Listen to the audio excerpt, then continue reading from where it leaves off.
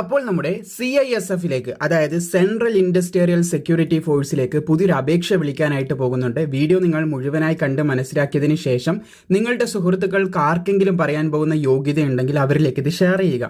പ്രത്യേകിച്ച് വനിതകൾക്കാണ് ഈ ഒരു നോട്ടിഫിക്കേഷൻ ഇപ്പോൾ വന്നിട്ടുള്ളത്. Sports quota നോട്ടിഫിക്കേഷനാണ്.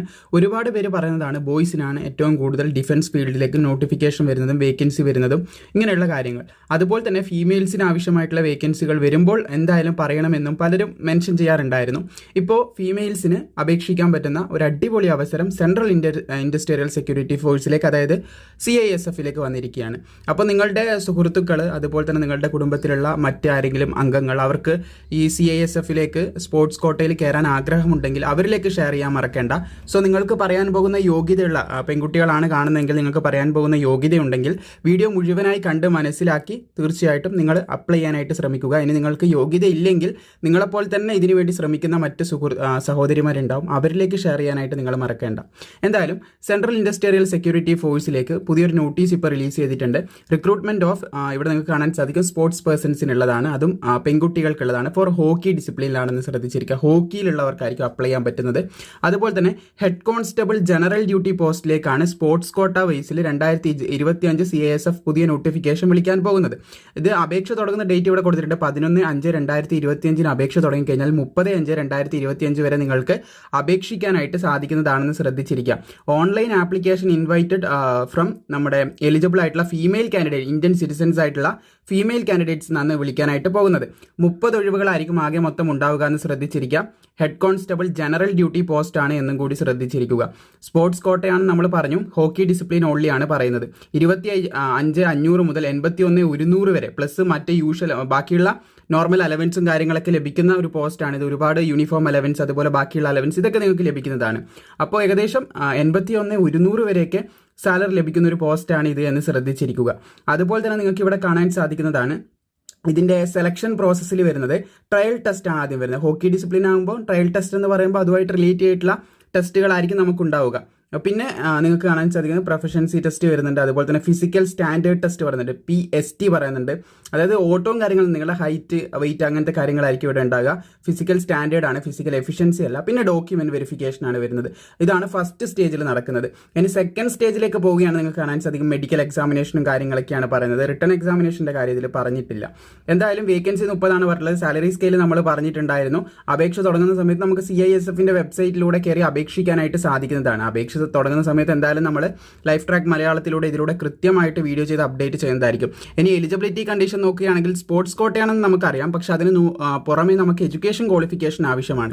+2 ആണ് വിദ്യാഭ്യാസ യോഗ്യതയായിട്ട് പറഞ്ഞിട്ടുള്ളത്. +2 വിദ്യാഭ്യാസ യോഗ്യതയുള്ളവർക്ക് അപേക്ഷിക്കാൻ സാധിക്കും. അതുപോലെ തന്നെ 18 to 23 വയസ്സ് വരെയുള്ളവർക്കാണ് അപേക്ഷിക്കാനായിട്ട് സാധിക്കുന്നത്. കൃത്യമായി പറയുകയാണെങ്കിൽ 2/8/2002 1/8/2007 ഈ ഒരു ഡേറ്റിലും ഇതിൻ്റെ ഇടയിലും ജനിച്ചവർക്ക് അപേക്ഷിക്കാൻ സാധിക്കും. SC/ST ആകുന്ന സമയത്ത് 5 വർഷത്തെ പ്രായത്തിലിളവ് ലഭിക്കും. OBC ആകുന്ന സമയത്ത് 3 വർഷത്തെ പ്രായത്തിലിളവ് നൽകപ്പെടുന്നതായിരിക്കുമെന്ന് ശ്രദ്ധിച്ചിരിക്കുക. അതുപോലെ തന്നെ നമ്മൾ പറഞ്ഞിട്ടുണ്ടായിരുന്നു +2ൻ്റെ കൂടെയും ഏജ് ലിമിറ്റിൻ്റെ കൂടെയും നമുക്ക് സ്പോർട്സ് സർട്ടിഫിക്കറ്റ് ആവശ്യമാണ്. കാരണം ഇതൊരു സ്പോർട്സ് കോട്ട റിക്രൂട്ട്മെന്റ് ആണല്ലോ. നിങ്ങൾക്ക് ഇവിടെ കാണാൻ സാധിക്കും സ്പോർട്സ് കോട്ട ടീം ഇവന്റ് ആണ്. ഹോക്കി അല്ലേ, ഒറ്റക്കല്ലല്ലോ, ടീമായിട്ട് കളിക്കുന്നതല്ലേ. അപ്പോൾ ടീം ഇവന്റിൽ എങ്ങനെയൊക്കെ നമുക്ക് സർട്ടിഫിക്കറ്റ് ഉണ്ടെങ്കിൽ for the post of head constable GD under sports quota ഇതിനെങ്ങനെയൊക്കെ ഹോക്കി ഡിസിപ്ലിനിൽ അപേക്ഷിക്കാൻ പറ്റുന്നുള്ള കാര്യം നമുക്ക് ചെക്ക് ചെയ്യാം.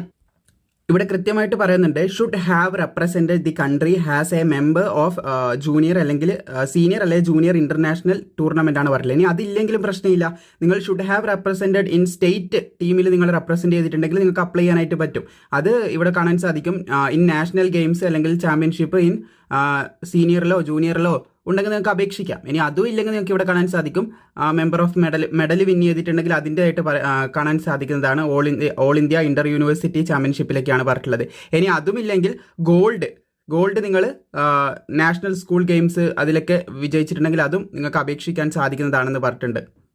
പിന്നെ പ്രത്യേകം ശ്രദ്ധിക്കേണ്ട കാര്യമാണ് നിങ്ങൾക്ക് ഇവിടെ കാണാൻ സാധിക്കുന്നതാണ് 1/1/2023 30/5/2025 ഈ ഡേറ്റുകൾക്കിടയിൽ നിങ്ങൾ ഇതിൽ ഗെയിമിന് പങ്കെടുത്ത് പാർട്ടിസിപ്പേറ്റ് ചെയ്ത് പാസ്സായിട്ടുള്ളവരാണ് അപേക്ഷിക്കാൻ സാധിക്കത്തുള്ളൂ എന്ന് ശ്രദ്ധിച്ചിരിക്കുക. ഐ മീൻ ഈ ഒരു ടീം ഇവൻറ്റിലോ ഇങ്ങനെയൊക്കെ ഇപ്പം പറഞ്ഞിട്ടുള്ള ഈ ഒരു ഫോർമാറ്റിൽ നിങ്ങൾ കൃത്യമായിട്ട് പങ്കെടുത്ത ഒരു സമയം ഇതിൻ്റെ ഇടയിലായിരിക്കണം, എങ്കിലേ നിങ്ങൾക്ക് അപേക്ഷിക്കാൻ പറ്റത്തുള്ളൂ എന്ന് ശ്രദ്ധിച്ചിരിക്കുക.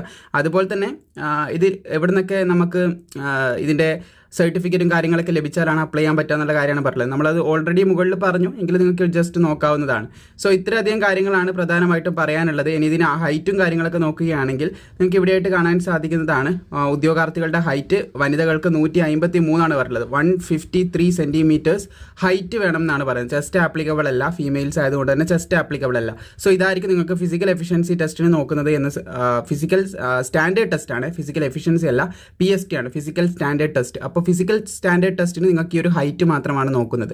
ഹൈറ്റും അതിൻ്റെ ആനുപാതികമായിട്ടുള്ള വെയിറ്റും നോക്കുമായിരിക്കാം. അപ്പോൾ ഇതാണ് നിങ്ങൾക്ക് മെയിനായിട്ട് വരുന്നത്. ഇതിൻ്റെ നോട്ടിഫിക്കേഷൻ 11/5/2025 റിലീസ് ചെയ്യും. മാക്സിമം ഹോക്കിയൊക്കെ കളിക്കുന്ന ഒരുപാടധികം പെൺകുട്ടികളുണ്ട്, അവരിലേക്ക് ഷെയർ ചെയ്ത് കൊടുക്കുക, അവർക്ക് യൂസ്ഫുൾ ആവുന്നതായിരിക്കും.